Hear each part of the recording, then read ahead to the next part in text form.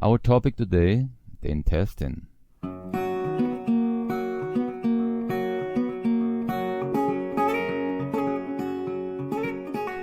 Welcome to International Academy Germanische Heilkunde by Dr. Hamer, MD. My name is John Holledauer. At GHK Academy, I am responsible for representing the original seminar program, according to Dr. Hamer, in the English language. In the intestine, we have glandular tissue and smooth muscles. The glandular tissue is responsible for digesting and absorbing the food morsel. The smooth musculature make the intestinal movement, also called peristalsis. The glandular tissue is controlled by the brainstem and the smooth muscles from the midbrain. Accordingly, there are also two different special programs. The conflict content for the glandular tissue is the morsel that cannot be broken down or absorbed. The conflict content for the smooth musculature is also the morsel that cannot be moved on.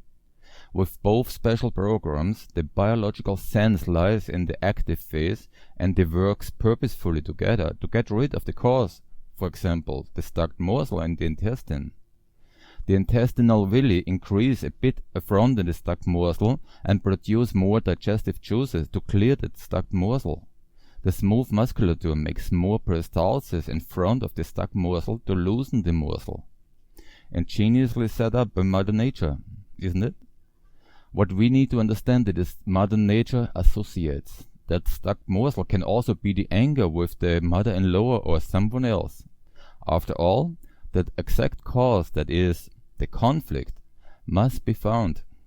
If the conflict cannot be solved, the cell proliferation in the intestinal villi becomes larger and larger, and intestinal obstruction is dangerous. So, the anger conflict has to be solved. You don't have internal time. The smooth musculature makes a bit of morphwords increase peristalsis before the associated morsel, but the rest of the intestine is at rest, which is also known as constipation. So constipation is the active phase of an indigestible anger conflict. If I can remove this morsel, the cell division in the intestinal villi stops, and this intestinal tumor, which is now no longer needed, is broken down by the fungi and fungal bacteria in a tuberculous manner. One typically has blood in the stool, intestinal mucosa shreds, and tumor lumps. On the other hand, the smooth musculature makes colic now in the healing phase. With less conflict load, you have diarrhea.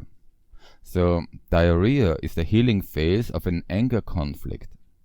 In the crisis, one has a short repetition in the active phase, meaning intestinal paralysis, which may be diagnosed as paralytic ileus. At the end of the healing phase, the tumor has decomposed, the intestine has scarred, and the peristalsis has calmed down. However, each section of the intestine has a certain additional aspect. The duodenum is the anger, mostly with family members. The small intestine is indigestible anger with the aspect of starvation, for example, having something taken away. The appendix is the ugly anger, such as the child having to watch the father beating up the mother. The large intestine has the conflict content. One is falsely accused of something, for example, insurance fraud. The further towards the rectum, the more insidious and wild this shit conflict has been perceived. Case study. A man of about 30 has been dealing with Germanische Heilkunde for 2 years. By profession, he has to wedge customers and talk them into contracts to their disadvantage, which is not pleasant for him at all. One day such a customer wanted to sue him privately. That was his conflict with the colon. He was unjustly accused of something for which he was not responsible, but for which the company was responsible. His job in this company now became a drag for him. In the evening at home or on weekends, he entered the healing phase with blood in his stool. He lost 25 kilos. He said the weight loss looks good, but he knew he wasn't healthy. In the toilet, the shell was full of blood. He went for a colonoscopy, and what he saw on the screen was a horrible picture of colitis ulcerosa.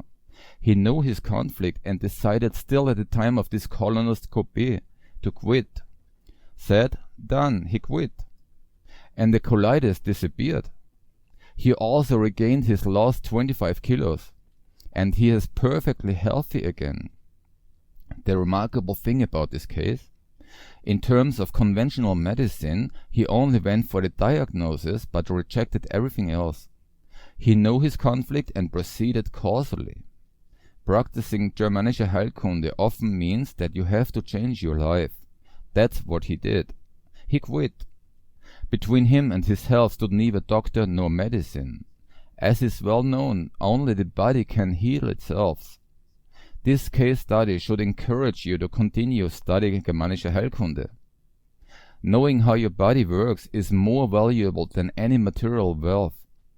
Goodbye, until the following video. Germanische Heilkunde is considered by those who have understood its underlying principles to be the most significant discovery in known human history.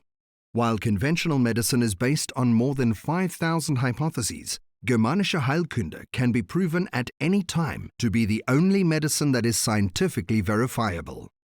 With Germanische Heilkunde, for the first time in recorded human history, there is a scientifically verifiable medicine for each patient case. More than 30 medical universities have already confirmed this in the past. Still, Dr. Hamer's discoveries have been suppressed and denigrated for over 40 years. Take your health into your own hands and learn Germanische Heilkunde while you are still healthy. For this purpose, the GHK International Academy offers you an extensive program of seminar tutorials from the basics through the organ level to the psychoses. This seminar program will change your relationship with your body and your health once and for all. You will find the direct link to the homepage of the GHK International Academy below the video.